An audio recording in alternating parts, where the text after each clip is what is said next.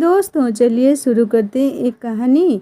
थोड़े से सुख की तलाश में रिश्तों के बोझ की कहानी है। कहानी को शुरू से अंत जरूर सुनना।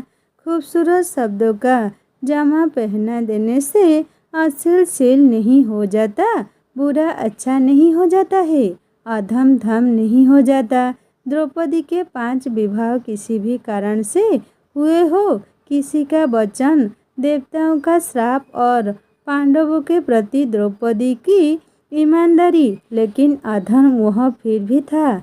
उस काल में भी, इस काल में भी तुम स्त्री मुक्ति, अपमान का बदला या पति से बनी शारीरिक मानसिक दूरी के अभाव में किसी पर पुरुष के साथ बने संबंधों को उचित नहीं ठहरा सकती। फिर वापस पत्नी का कवच धारण करके उस गिरावट को कमजोर पल भावुकता भूल का नाम नहीं दे सकती। यदि तुम्हारा पर पुरुष के साथ बिताया वह समय उचित था तो तुम उसी की क्यों न हो गई। छोड़ देना था मुझे और अपना लेना था उसे, जिसकी बाहों में तुम्हें मुझे भूलने की, मुझसे मिली कटुता से हृदय में उपजे विवाद को भूलने की क्षमता मिली थी। अपनी चंचलता, चित्त की निम्न प्रवृत्ति को तुम जो भी नाम देना चाहो स्वयं को अपराध मुक्त करने के लिए दे सकती हो, किंतु उसे तुम उचित नहीं ठहरा सकती। मैं तुम्हें उल्टा पापी और चरित्रहीन नहीं कह रहा हूँ, किंतु मैं तुम्हें अब उस दृष्टि से भी नहीं देख रहा हूँ। मैं तुम्हारी गलती को अपनी किसी कमी के कारण तुम्हारा किसी और से जुड़ना तुम्हारी ज़रूरत मानकर स्वीकार कर लेता हूँ, क्योंकि कमी मुझ में भी है, लेकिन फिर भी तुम्हारी ज़रूरत जायज़ नहीं हो सकती। तुम्हारे इस सुकून ने स्त्री की पूर्णता ने मेरे मन का सुख चैन सब छीन लिया। मैं तो यही मानता हूँ कि स्त्री वह धन है जिसे वह प्राप्त कर लेता है, जिसमें क्षमता होती है, और मैं दीनहीन पति तुम्हारे निकृष्ट कर्म को न चाहते हुए भी लाचारी मजबूरी में स्वीकार करता हूँ। इसके अलावा और कोई रास्ता भी नहीं है मेरे पास। परिवार की समृद्धि के लिए मैं थकाहारा जल्दी सो गया, काम के सिलसिले में बाहर भटकता रहा, कभी तनाव में कभी गुस्से में कुछ भला बुरा कह दिया तो तुम्हारे दिल में चूम गया। तुमने यह नहीं सोचा कि मैं आखिर इतनी मेहनत, इतनी परेशानियाँ, इतनी भाग दौड़ करता किसके लिए हूँ? अपने परिवार के लिए ना। लेकिन तुमने ये सब नहीं सोचा और पर पुरुष के आकर्षण में स्वयं को डूबो दिया और मेरी सारी मेहनत, कमाई, परिवार के प्रति समर्पण को गलत सिद्ध कर दिया। मैंने तुमने ही अपना समझा, अपना परिवार, अपने बच्चे, अपनी पत्नी, लेकिन तुम केवल एक स्त्री बनकर रह गई। उन कमजोर पलों में तुम न पत्नी थी न माँ थी तो बस केवल एक स्त्री।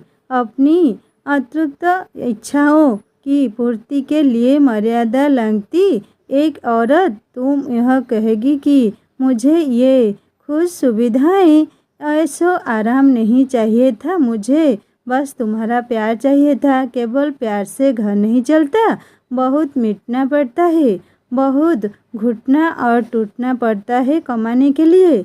आदमी को कमाने की मशीन बनना पड़ता है और मशीन बने आदमी के पास भी हृदय होता है। बस वह बात बात पर आई लव यू जैसे शब्दों का इस्तेमाल नहीं कर पाता। यदि अर्थव्यवस्था के बिना घर परिवार चल सकता तो मैं क्यों मशीन बनता, मजनू बनकर तुम्हारे आगे पीछे न घूमता। खैर, तुम्हें अपने अंदर का क्रोध निकालना था तो तुमने परपुरुष में सुख ढूंढकर खुद को हल्का कर लिया। यदि गरीबी होती तो तुम किसी धनी व्यक्ति से इसीलिए जुड़ जाती क्योंकि तब तुम्हारे पास गरीबी का बहाना होता। तुमने अपने मन की सुनी, मन की ही की। मेरी नज़र में यह मनमानी है, दहलीज को लांघना है, लेकिन तुम्हारी दृष्टि में क्या था वह सब?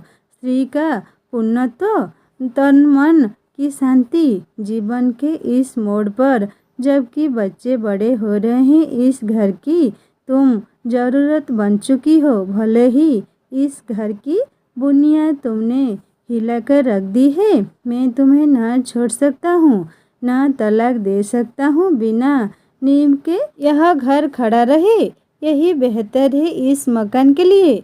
बच्चों के लिए तो घर बना रहे। तुम मुझसे यह भी कह सकती हो कि तुमने मुझसे कभी मेरी रातों का हिसाब नहीं मांगा। मैं कुछ रातों की बात से तुम्हें क्यों अपनी दृष्टि में गिरा रहा हूँ। जीवन के इस मोड़ पर वासना का नहीं, जिम्मेदारियों का महत्व होता है। प्यार तो होता ही है, कर्तव्य महत्वपूर्ण होते हैं। मैं पुरुष से पति पिता बन गया, लेकिन तुम स्त्री ही बनी रही। घर स्त्री से बनता है। पुरुष की गलती स्त्री भी दोहराए तो फिर घर घर नहीं रहता।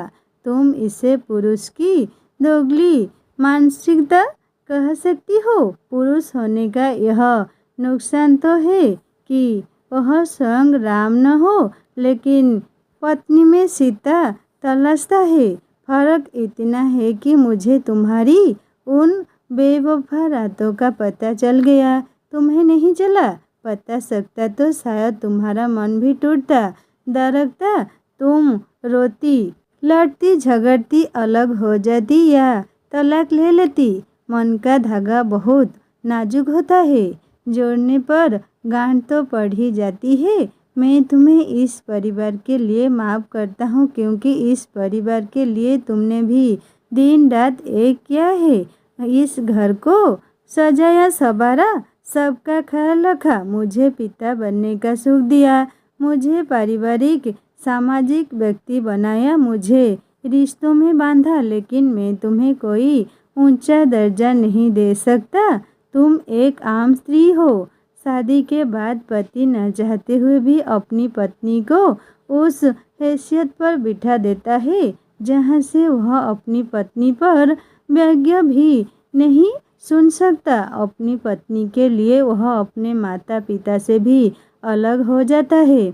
मैं जब काम पर बाहर जाता और शरीर के साथ मन और मस्तिष्क से जी तोड़ काम लेता, तो तब तुम लक्ष्मण रेखा लांघने को तैयार हो गए, बिना यह सोचे कि इसका परिणाम पूरे परिवार को तहस नहस कर सकता है। तुम स्त्री ही रही और मैं पुरुष न बन सका, तो वे कस्में, वे रस्में, वे वादे, वे इरादे निभाते निभाते मैं मिटा दूंगा खुद को, और तुम सच्चे गहरे प्यार की तलाश में फिर से जुट जाओगी और पाकर तृप्ति का अनुभव करोगी। ऐसी तृप्ति जो तुम्हें मुझसे न मिल सकी कभी। तो वह क्या था जो रातें हमने गुजारी थी साथ साथ। तुम्हारी इस नादान बेवफाई को क्या कहूँ। क्या तुम मेरी पत्नी नहीं हो?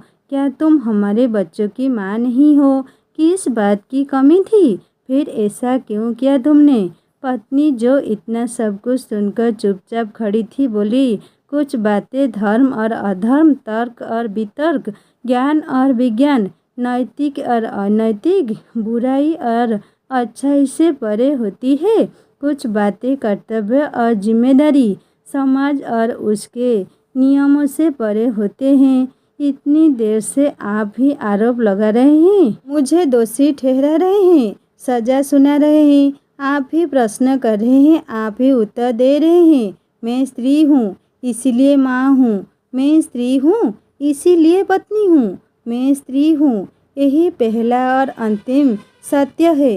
पहले मैं स्त्री हूँ इसीलिए मेरी देह को आप पुरुष होने के नाते अपनी जागीर समझकर मेरी देह पर नैतिक और अनैतिकता, चरित्रहीनता के आरोप लगा रहे हैं। पुरुष की नज़र में स्त्री के देह पर ही सब कुछ तय होता है। नीति, न्याय, दोषारोपण, पापीन, उल्टा सारे आरोप मेरे देह पर है। और मेरे मन का क्या, जो पुरुषों के आघात सहता रहता है। तन पर तुम्हारा अधिकार, लेकिन मन पर तो किसी का जोर नहीं है। मैंने जो किया वह अच्छा था या बुरा, गलत था या सही, उसे इस तरह नहीं तोला जा सकता। स्त्री देह से परे जब तक न सोचेंगे, स्त्री पुरुष के संबंध आत्मिक नहीं हो सकते और शरीर के रिश्ते एक न एक दिन सड़गल कर टूटते ही हैं। यदि यह देह तुम्हारी रही भी और मन और कहीं रहा तो इस शरीर का क्या करोगे? यह तो मात्र सांस रहेगा तुम्हारे लिए। मैंने जो किया, मुझसे जो हुआ वह गलत था या सही, मैं नहीं जानती। हाँ, तुम्हारे पुरुष प्रधान समाज की सोच के हिसाब से पाप हो सकता है, लेकिन स्त्रियां हिसाब लगाकर कुछ नहीं करती। प्यार तो हरगिज नहीं। तुम जख्म दोगे और स्त्रियां कहीं मरहम तलाशों में। मेरी दृष्टि में यह गलत नहीं। हाँ, यदि पुरुष जख्म ही न दे और यदि जख्म देकर मरहम भी दे तो स्त्री सहन कर लेगी, लेकिन जख्म को सड़ने देना, यह तो आत्महत्या करना हुआ। यही पहला और अंतिम सत्य है कि मैं स्त्री हूँ। पुरुष चाहकर भी क्षमा न कर सका क्योंकि वह स्त्री मन को समझने को तैयार न था। एक दूसरे के पूरक होने के बाद भी स्त्री पुरुष न चाहते हुए भी विरोधी बने रहे। रिश्तों के बीच एक दरार बनी रही जो ताउम्र खटखटती रही, लेकिन दुनिया को दिखाते हुए वे रिश्तों का बोझ उठाते रहे, थक कर चूर होते रहे, फिर भी खींचते रहे रिश्तों को मरते दम तक। और धावों से भरा मन भटकता रहा इधर उधर शीतल ठंडी छाँव के लिए।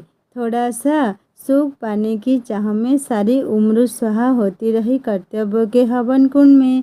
दोस्तों, कहानी को यहीं पर ख़त्म करती हूँ। कहानी कैसी लगी मुझे ज़रूर कमेंट करके बताएगा और अच्छी लगी तो लाइक करना, दोस्तों से शेयर करना और सब्सक्राइब करके बेल आइकन दबा देना। और एक नई कहानी जल्दी लेकर आऊँगा। नमस्ते।